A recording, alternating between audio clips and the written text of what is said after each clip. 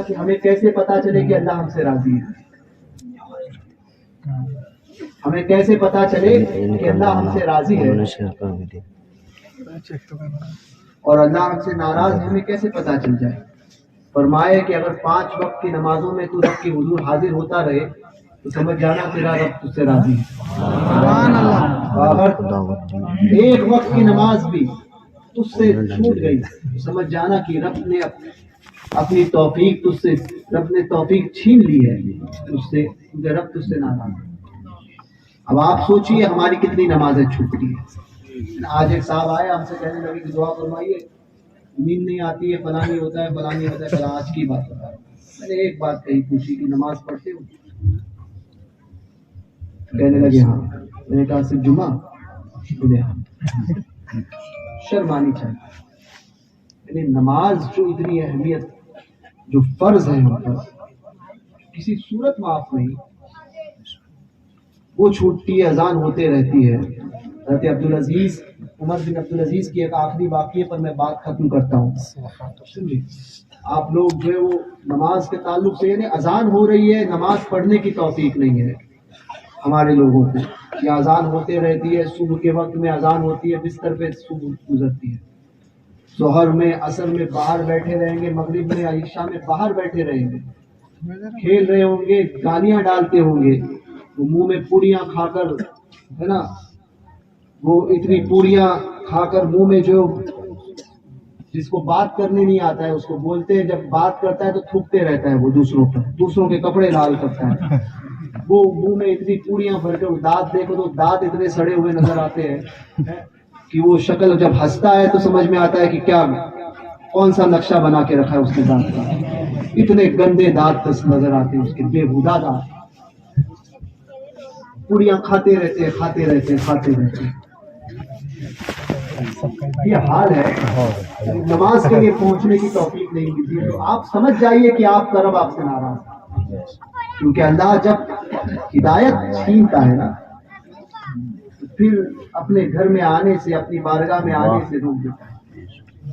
یہ آپ سمجھیے، خود کا محاسبہ کرو۔ نماز 1 وقت کی پڑھنی نہیں ہے، اور پھر پیر صاحب آئے تو ہمارے ادھر مشہور مقولہ ہے کہ پیر صاحب آئے تو سر پہ ٹوپی، اور پیر صاحب گئے تو گھر پہ ٹوپی۔ وہی حال ہو گیا ہے۔ میں دیکھتا ہوں آج جو ہے وہ آیا تب سے اتنا پریشان کر دیا ہے آپ لوگوں نے، 1 وقت کے لیے بھی جو ہے وہ چین کر لیے، چین کی سانس لینے دی ہے۔ تو ٹوپیاں جو ہاتھ چومنے کے لیے اتنی اوڑا اوڑ لگی ہوئی تھی، اتنے، اس کا عشر بھی اپنے ماں باپ کے ساتھ میں کبھی دکھایا ہے آپ نے؟ سوچیے، آپ اپنے دل سے پوچھیے، اس کا عشر بھی کبھی ماں باپ کا ہاتھ چومایا آپ نے؟ ماں باپ کیا ہے، وہ تو رات تو کون اور میں کون۔ ماں کو گالی ڈالنے والا ماں کی عظمت کو کیا سمجھے گا کہ اس کے قدموں میں جنت ہے؟ کیا سوچے گا؟ ماں کو جو ہے وہ برا کہنے والا، ماں کو مارنے والا، ماں کے ساتھ میں بدسلوکی سے پیش آنے والا، باپ کی توہین کرنے والا، باپ کو سرے عام گالیاں ڈالنے والا، اس کو کیا پتا کہ باپ کی عظمت کیا ہے؟ پتا ہوتا، جانتا کہ کل قیامت کے دن پتا چلے گا اس کو۔ پہلی بات تو دنیا میں ہی وہ بھگتے گا، مگر قیامت میں بھی پتا چلے گا کہ باپ کیا ہے۔ جنت میں انٹری کا پروانہ باپ ہے، ماں کے قدموں کے نیچے جنت ہے۔ جو 2 اہم ہستیاں اللہ نے تمہیں گھر میں عطا کی، ان کی طرف توجہ نہیں دینا، ان کی عزت نہیں کرنا، اور پھر صاحب کے پیچھے بھاگو۔ آپ کی عقیدتوں کا انکار نہیں ہے، سلام ہے آپ کی عقیدتوں، مگر جو چیز آپ پر لازم ہے، فرض ہے، تو وہ فرض کوئی چھوڑ بیٹھے ہو۔ ماں باپ کی تعظیم آپ پر فرض ہے نا، اس کی تعظیم نہیں کرتے ہو، اور پھر ڈھونڈتے بیٹھتے ہو، اور پھر دعائیں کرنے کے لیے جاتے ہو کہ پریشانی آ رہی ہے۔ نماز 1 وقت کی نہیں۔ عمر بن عبدالعزیز رضی اللہ تبارک و تعالیٰ، یہ 12 سال یا 15 سال کی عمر ہے عمر بن عبدالعزیز کی، یہ اسلام کے پہلے مجدد ہے، سبحان اللہ، حضرت عمر بن عبدالعزیز رضی اللہ تعالیٰ۔ یہ حضرت عمر بن عبدالعزیز ہیں इनके वालिद गालिबन बसरा के गवर्नर थे, तो इनके वालिद ने इन्हें पढ़ने के लिए भेजा मदीना मुनव्वरा में। तो मदीना पाक में जब पढ़ने के लिए भेजा, हज़रत उमर बिन अब्दुल अजीज, ये 12 साल या 14 साल की उम्र है।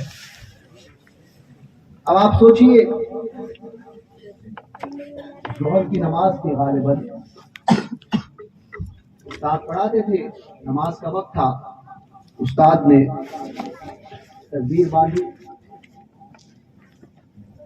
सब नमाज पढ़ने लगे। उमर बिन अब्दुल अजीज जब पहुंचे तो पहली रकात फौत हो चुकी है, एक रकात हो चुकी थी, आपने दूसरी रकात में आकर जो नमाज में वो शामिल हो गए।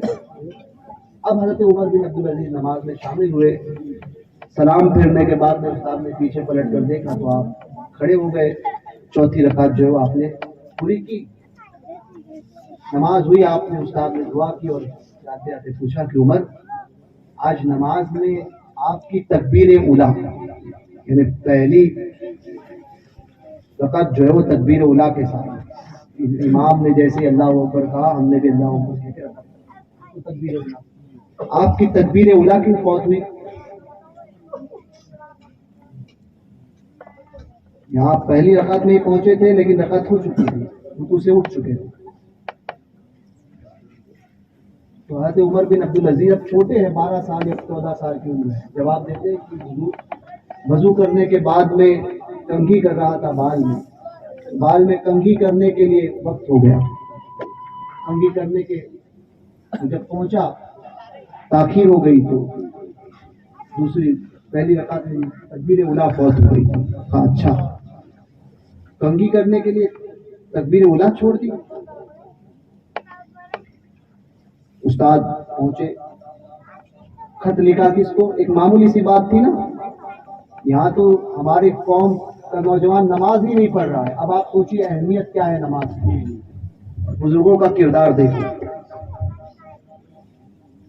बज़ाहिर तो एक पहली रकात तो है, हमारे इधर तो नमाज जो है वो जमात हो जाती है, मगर जो है नमाज पढ़ने की तौफीक नहीं होती। पहली रकात छूट गई थी। उमर बिन अब्दुल अजीज रज़ियल्लाहु तबारक व तआला के उस्ताद ने उनके वालिद को खत लिखा, सिर्फ एक रकात छूटी थी ना, कोई ऐसी बात नहीं थी ना बज़ाहिर की जो है वो वालिद को खत लिखा जाए, मगर उस्ताद भी उस्ताद थे। खत लिखा उनके वालिद को कि आपका बेटे से आज पहली तकबीर उला फौत हो चुकी है, आपके बेटे ने आज पहली रकात छोड़ दी। पूछने पर पता चला कि बाल बनाने में देरी हो गई, बाल संवारने में देरी हो गई, इसलिए छोड़ दी। तो लिहाजा मेरा काम था इत्तला देना, आप इसकी इस्लाह करें या इसको ले बुला लें। खत पहुंचा आपके वालिद के पास, बसरा के गवर्नर हैं, उस्ताद का खत देखा, पढ़ा कि उमर बिन अब्दुल अजीज, उमर ने ये काम किया है, तकबीर उला फौत हो गई है। चाहते तो कह सकते थे कि जब आएगा, जब जवाब लिख कर दे सकते, हुजूर जब आएगा तो मैं समझा दूंगा, या फिर कि मेरा जब आना होगा तो मैं समझा दूंगा, या खत लिख कर समझा सकते थे कि बेटा नमाज मत छोड़ा करो, तकबीर उला पढ़ा करो। कुछ नहीं किया, 10 सिपाहियों को बुलाया, हुक्म दिया कि जाओ मदीना तैयबा में और ये काम करना। फौरन रवाना किया 10 सिपाहियों को। सिपाही बसरा से मदीना तैयबा पहुंचे। मदीना तैयबा जब पहुंचे हैं, उन्होंने तलाश किया कि उमर गवर्नर का बेटा कहाँ है।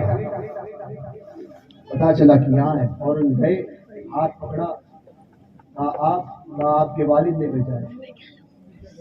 बोले किस काम के लिए? बोले अभी पता चलता है। हाथ पकड़ा, हाथ पकड़ने के बाद में सीधा लेकर गए नाई के पास। नाई के पास लेकर पहुंचे और कहा कि उमर के सर के सारे बाल निकाल, उमर के सर के सारे बाल निकाल दो, गंजा कर दो इसको।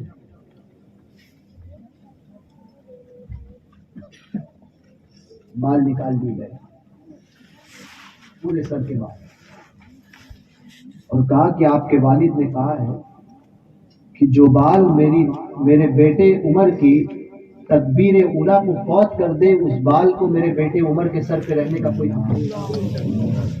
سوچئے نماز کی اہمیت کیا ہے۔ جو بال میرے بیٹے کی تکبیر اولیٰ کو فوت کر دے، اس بال کو میرے بیٹے کے سر پر رہنے کا کوئی حق نہیں۔ اب آپ سوچئے نماز کا کیا حال ہے۔